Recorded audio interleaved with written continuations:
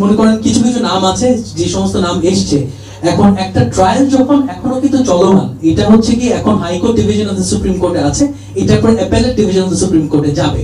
এখন আমরা কিন্তু একেবারে মানে শহীদ পরিবার থেকে বলতেই পারতাম যে এই মানে যেই ট্রায়াল হয়েছে ওই সময়কার যে বিচার বিভাগ এরকম এই ধরনের একটা জিনিস আমরা একেবারেই মানি না, কিন্তু সেইটা আমাদেরকে তো রেশনালি চিন্তা করতে হয়, সেটা তো আমরা বলতে পারি না, ট্রায়ালের মাঝখানে তো আমরা বলতে পারবো না সেরকম।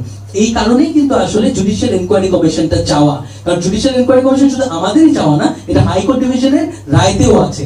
আমরা বিশ্বাস করি যে জুডিশিয়াল এনকোয়ারি কমিশনের যে ইনভেস্টিগেশন, সেই ইনভেস্টিগেশনে এনাদের নাম বেরিয়ে আসবে, কারণ এনাদের নামটা তো আসলে আপনাকে এই কেসের সাথে অন্তর্ভুক্ত করতে হবে। কথাটা বলতে আমি তো গিয়ে একটা ফৌজদারি একটা মামলা ঠুকে দিতে পারি না তাদের নামে, তাই না? এই কেসের সাথে তো তাদের সম্পৃক্ততা থাকতে হবে। তো যার কারণে দেখা যাচ্ছে যে জুডিশিয়াল এনকোয়ারি কমিশন যখন নামগুলো দেবে তখন কিন্তু they are automatically within the purview of this particular case, তখনই আমরা আসলে তাদেরকে ফ্রেশ ভাবে চার্জ করতে পারবো। আশা করি আপনি। আমি আরেকটা বিষয় একটু জানতে চাচ্ছি, এর আগের যে কমিশন হয়েছিল এনকোয়ারি কমিশন, তারা আপনাদের কাছ থেকে কোনো ধরনের কোনো সুযোগ কথাবার্তা বলেছে কিনা, আপনাদের কাছ থেকে কোনো ধরনের কোনো ইনফরমেশন নিয়েছে কিনা?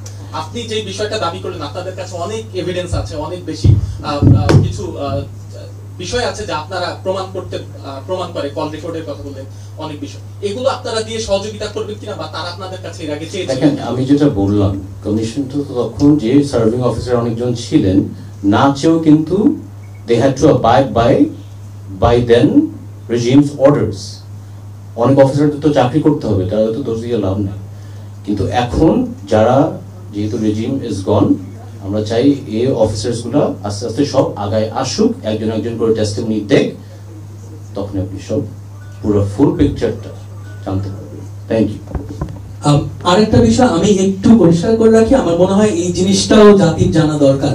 সেটা হচ্ছে যে আপনারা জানেন যে যখন কিনা এরকম একটা মামলা পরিচালনা করা হয় এবং এটাকে কিন্তু পুরো গোটা পৃথিবীর it is considered the largest criminal case, সবচাইতে বৃহত্তম ফৌজদারি মামলা হিসেবে গণ্য করা হয় এই পিলখানা হত্যাকাণ্ডকে।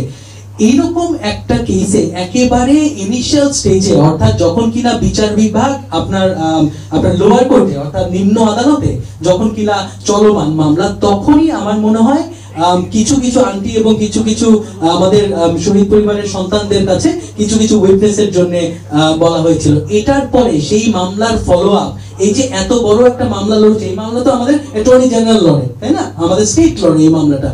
এই পর্যন্ত কখনোই আমাদের সাথে স্টেটের কোনো ধরনের কথাবার্তা হয় না, কিছু না। কোনোদিনও অ্যাটর্নি জেনারেল অফিস থেকে একটা ফোন আসেনি যে মামলা হচ্ছে, রায় দিচ্ছে, আমরা অ্যাপিল করছি, কিছু করব, আপনাদের কিছু আছে, কিছুই না। মানে উই হ্যাভ অ্যাজ ইফ আমরা এটার কোনো অংশই না।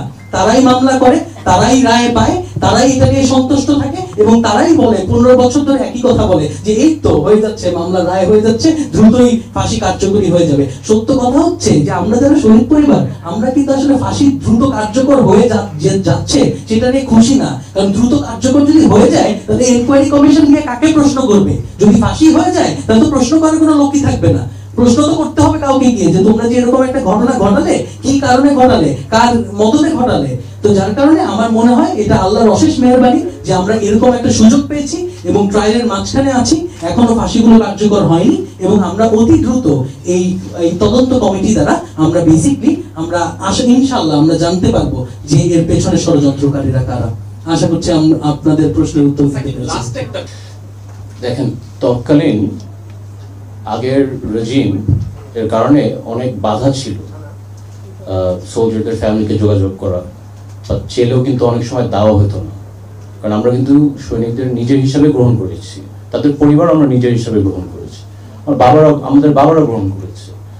সো কিছু রেস্ট্রিকশন ছিল যেটা আমাদের কোঅপারেশন ছিল না, যে কারণে আমরা আসলে কন্ট্যাক্ট করা সম্ভব হয়নি। বাট এখন যেহেতু বাধাটা নাই, যেহেতু রেস্ট্রিকশনটা নাই, আমরা চাই মোর দ্যান ওয়েলকাম, আমরা চাই তাদের সাথে বসতে।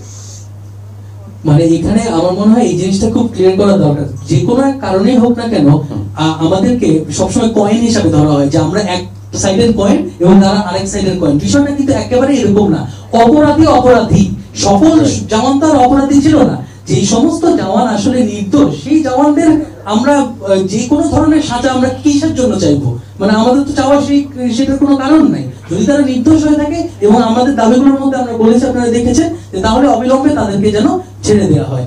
এবং আপনারা একটা বিষয় আমার বলতেই হয়, সেটা হচ্ছে যে এখানে একজন সন্তান আছেন, আমাদের 57 অফিসারের সঙ্গে কিন্তু একজন বিডিআর শহীদ হয়েছিলেন, একজন বিডিআর এর সদস্য শহীদ হয়েছিলেন, এবং তার সন্তান কিন্তু এখানে আছেন হান্নান। আপনারা একটু পরেই ওর কথা শুনবেন।